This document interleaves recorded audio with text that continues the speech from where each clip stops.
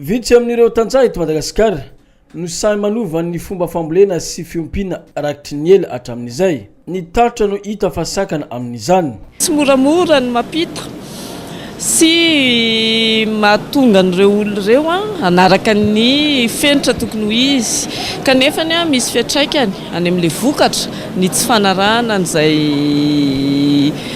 fenitra tokony ho arahan'izay.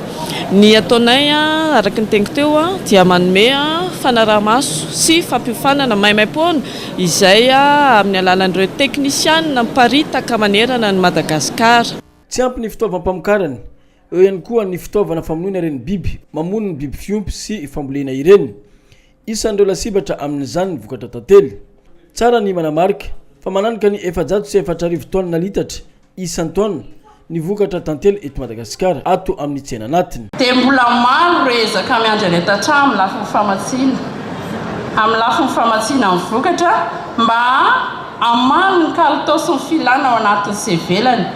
Ka ilana fanampiana sy fanohanana amintsika rehetra tonga manotsina izao foary izao. Isan'izany ny fitaovam-pamokarana. Ireo anam-pamokarana toy ny masomboly, ny fanafody sy ny maro. Ilaina kosa hoy ny ministra tompon'andraikitry ny fambolena sy ny fiompiana ny fanenana ny fahasimban'ny vokatra ato anatiny mba ahafahana mamatsy ny firenena eny fa hitadiavana ihany koa ny tsenam-barotra any ivelany. Farafaratsy ny eny an-tsaha dia manary eo amin'ny 20 isan-jato atsika. Raha resaka vary fotsiny resahana nefa ny tsy fahampiany vokatra tsy avy-tatentsika arabary dia eo amin'ny 10 na dia eo amin'ny 20 isan-jato. Dikan'izany raha mitandrinatsika ny fomba fambolena azy dia afaka sahady tsika mety andresy an'izany tsy fahavy-tatena arabary zay. Misy kosa ny ezaka efa vita ary mbola eo ihany koa ny tsy maintsy atomboka hoy ny filoham-pirenena Fanampiana.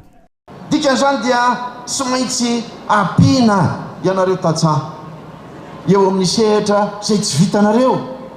Ny voalohany izay nampianareo fa ny tenin'Andriamatoa minisitra teo fa mafisiko dia aritondrano ny fitondram-panjakana izay azo lazaina hoe lara-pamena dia eo amin'ny fanamboarana ny fananantany.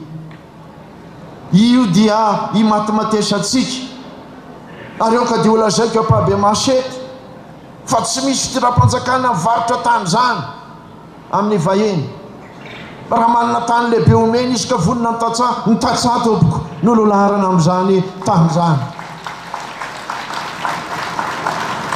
Izany mahatonga antsika amin'izao fotoana izao miezaka amin'ny resaka fizarana ny karatany amin'ny endriny maro samihafa satria heverina fa zany ny fototra itsika mampandroso ny seha-pamokarana.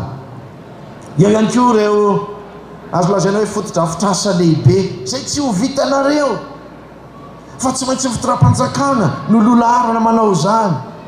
Ireo tohodrano lehibe, famatsiana rano, ny lalana, ny fitondrana herinaratra, zany rehetrarehetra zany dia anjara andraikitry ny fitondram-panjakana.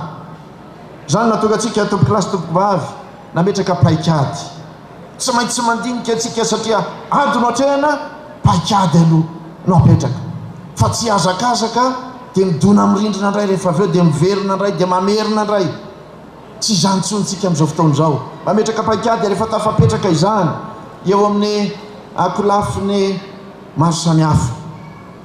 Anisan'ny anankiray ao anatin'izany satria ny ampitombo ny tany vokatra no kendrentsika dia nitondrana ny teknôlôjia sy ny teknika maro samihafa eo amin'ny fambolena sy ny fiompiana. Eo ihany koa amin'ny sehatra ny fambolena nitondrana andreo masomboly. Eo ihany koa nitondrana andreo zezika na biolojika na ny karazan'izany. Fotoana izao hoy ny filoha tokony jerena ny sehatry ny fambolena sy ny fiompiana eto Madagasikara.